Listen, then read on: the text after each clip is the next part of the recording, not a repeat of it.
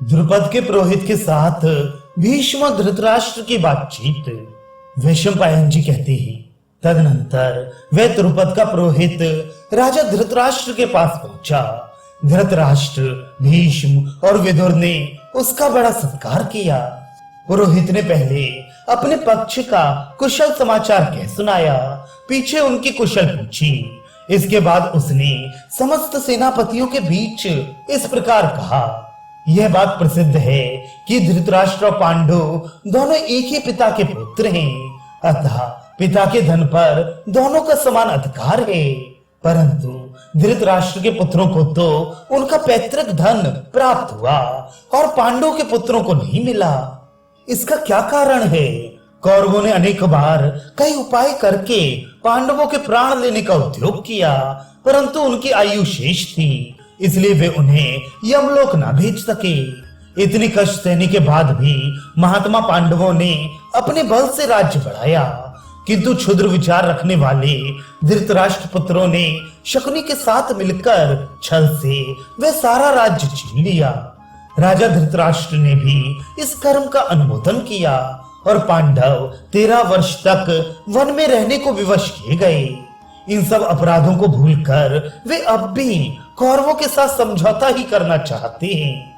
अतः पांडवों और दुर्योधन के बर्ताव पर ध्यान देकर मित्रों तथा हितैषियों का ये कर्तव्य है कि वे दुर्योधन को समझाएं। पांडव वीर हैं तो भी वे कौरवों के साथ युद्ध करना नहीं चाहते। उनकी तो यही इच्छा है कि संग्राम में जनसंहार किए बिना ही हमें हमारा भाग मिल जाए। दुर्योधन जिस लाभ को सामने रखकर युद्ध करना चाहता है वह सिद्ध नहीं हो सकता, क्योंकि पांडव कम बलवान नहीं हैं। युधिष्ठिर के पास भी 7 अक्षौणी सेना एकत्र हो गई है और वे युद्ध के लिए उत्सुक होकर उनकी आज्ञा का बाट जोतती है। इसके सिवा पुरुष सिंह, सात्यकी, भीमसेन, नकुल और सहदेव ये अकेले ही हजारों अक्षौणी सेना के बराबर हैं। एक ओर से 11 अक्षौणी सेना आए और दूसरी ओर अकेला अर्जुन हो तो अर्जुन ही उससे बढ़कर सिद्ध होगा। ऐसे ही महाबाहु श्री कृष्ण भी हैं।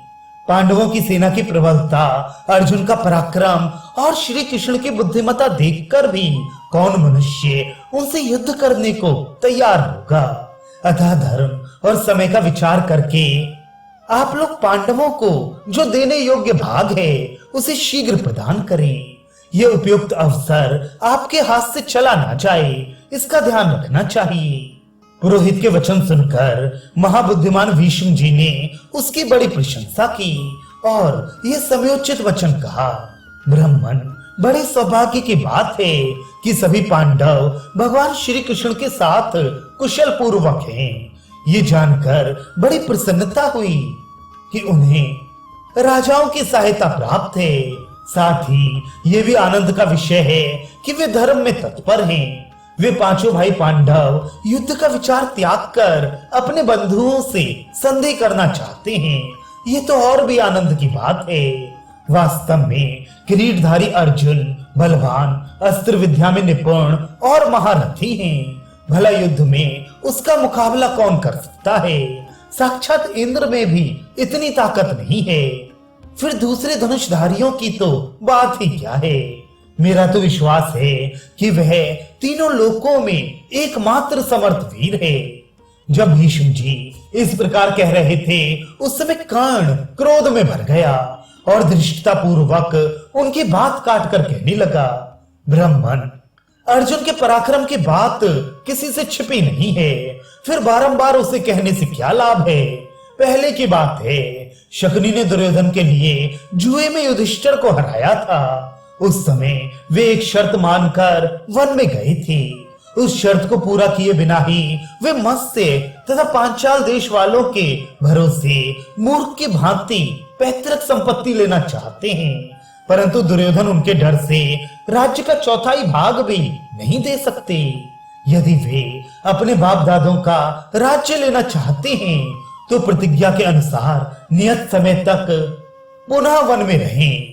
यदि धर्म छोड़कर लड़ने पर ही उतारू हैं तो इन कौरव वीरों के पास आने पर वे मेरे वचनों को भी भली भांति याद करेंगे। भीष्म जी बोले, राधा पुत्र, मुंह से कहने की क्या आवश्यकता है। एक बार अर्जुन के उस पराक्रम को तो याद कर लो, जबकि विराट नगर के संग्राम में उसने अकेले ही 6 महारथियों को जीत लिया था।